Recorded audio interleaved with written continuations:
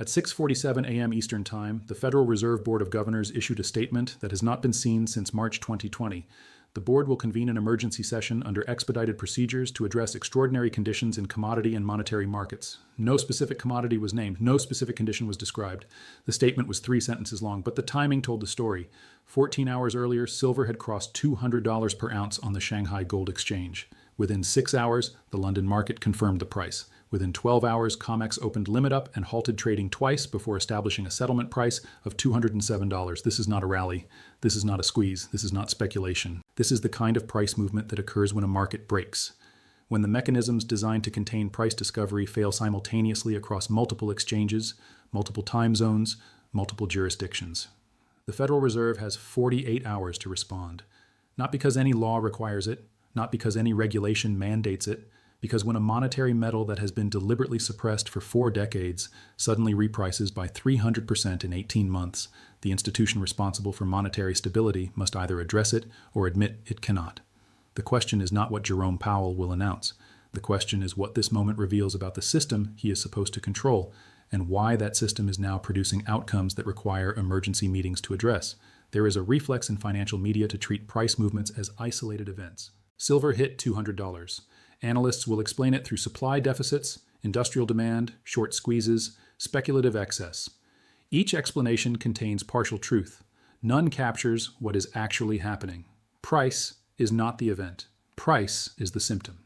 The event is the loss of control over a market that was never supposed to move this way.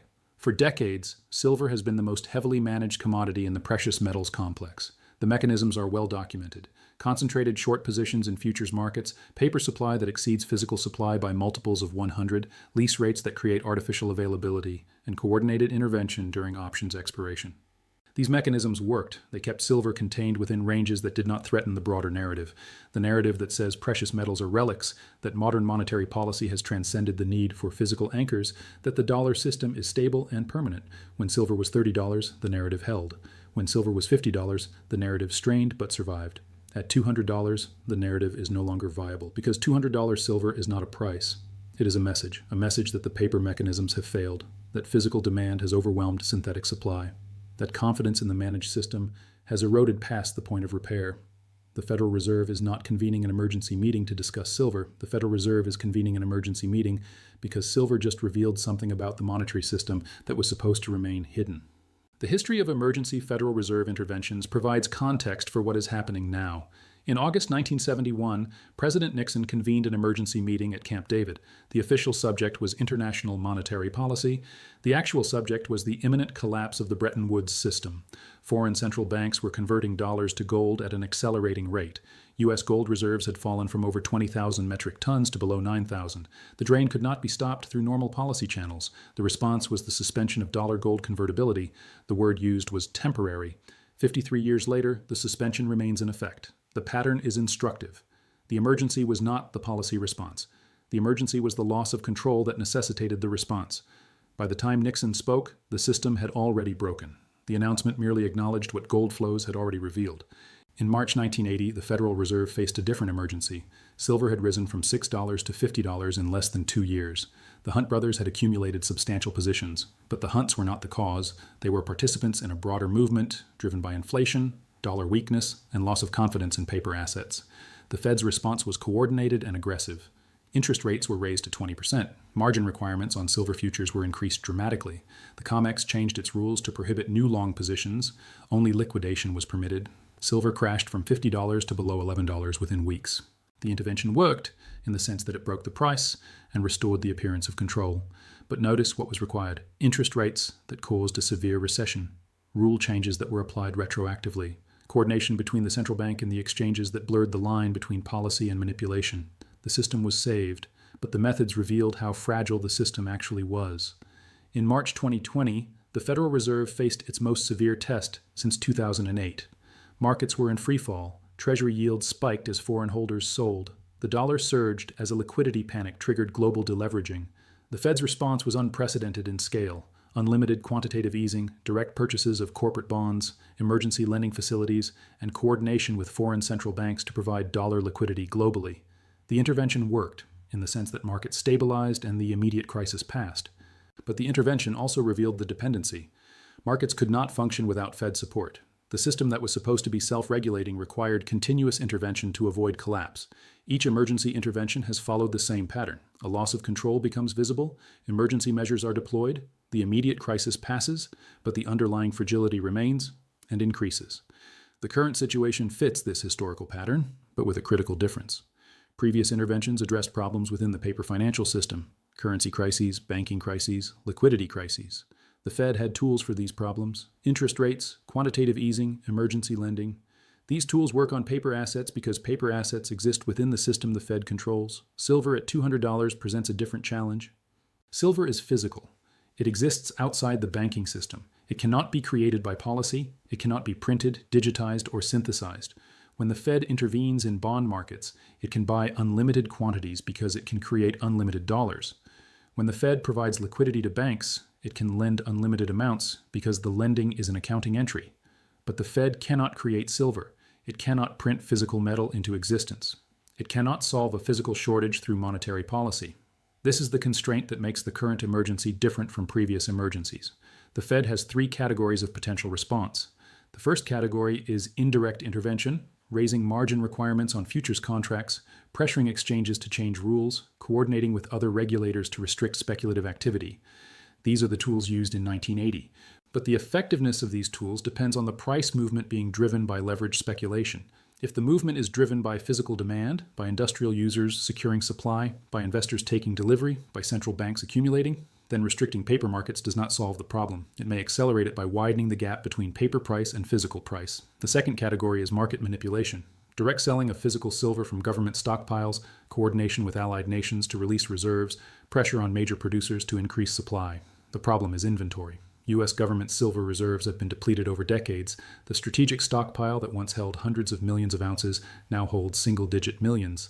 There is not enough physical silver in government hands to meaningfully impact a market moving on global physical demand.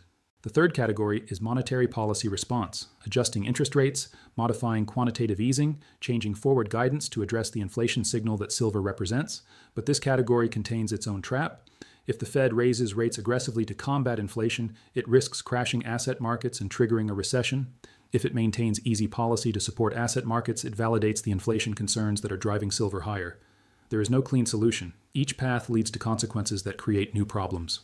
This is what the emergency meeting must confront, a situation where the traditional tools are either unavailable or counterproductive.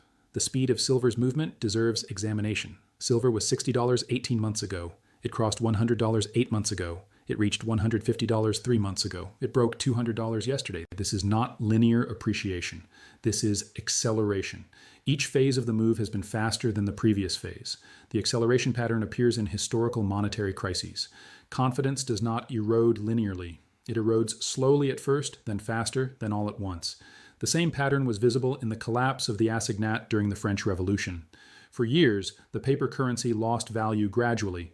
Then, in the final phase, it lost value exponentially, not because anything fundamental changed, but because confidence reached a tipping point where gradual erosion became rapid collapse. The same pattern appeared in Weimar Germany.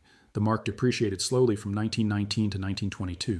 Then in 1923, it collapsed completely. The transition from gradual to catastrophic was measured in months, not years. Silver's acceleration may indicate that confidence in paper assets is approaching a similar tipping point.